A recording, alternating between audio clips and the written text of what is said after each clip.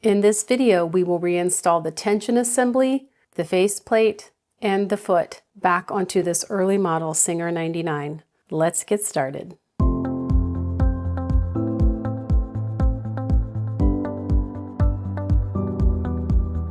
The parts that I will be reinstalling are the check spring, the tension stud, and the little pin. There are 2 tension discs, a pin follower, a beehive spring, and a thumb nut. For the nose plate, I have the nose plate itself, or the face plate, and 1 screw, and the foot and a thumb screw. We'll start with the tension assembly. So for this early model Singer 99, my tension stud actually screws into the body of the machine. I don't want to just screw it in. First, I want to set the check spring onto the stud like that. Then I'm going to take the little pin, the tension pin, and go ahead and slide it into the stud. And then all together, I'm going to start screwing the stud into the body of this machine. Now this little check spring, I have a cutout here and here on the front of the machine. I'm actually going to make sure that that check spring stays in this gap between those 2 cutouts. So I'm just going to start turning it, screwing it in, and I'm going to do it by hand as much as I can. This little gap here, I'd like to have it horizontal if possible. So I'm going to see if I can turn it just a little bit farther using a pair of non-marring pliers. I'm not grabbing it right here. I'm grabbing it at the base, gripping it. That's as far as this one's going to go. I just want to make sure it's in there nice and secure.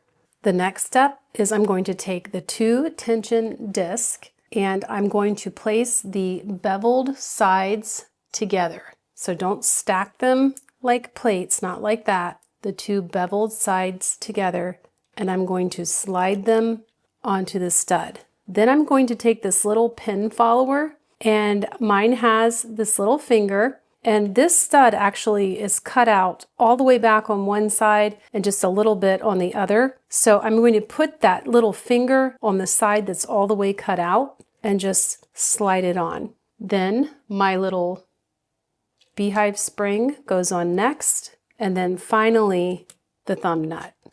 I'm just going to spin that on. I'm going to stop when I see the end of the stud coming flush with the end of the thumb nut. Now I want to check and make sure that the tension is operating properly, so I'm going to raise up my presser foot and check the discs. See how they're wiggly? When I lower it, I can't wiggle them. Now they wiggle when I raise it, so I know the tension is working. We can put the nose plate on. Now on the front of the nose is this little pin sticking out. I'm just going to let that pin poke through this hole here, and then I have a screw that I'm just gonna get started here and then tighten it down. And that's it, the nose plate's on. Let's throw the foot on too. The foot is just attached with another thumb screw.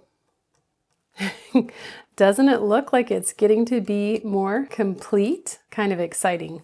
So she's looking more and more like a sewing machine. In the next video, we will go ahead and get the bobbin winder put back together and put onto the machine. After that, it's electrical. We are so close. Anyway, thank you so much for watching. Leave me a comment below. Did you have a tension assembly like this, or was it different? I'd be curious to know. Don't forget a little thumbs up before you go. That helps me out a lot. I look forward to seeing you guys again really soon. Bye.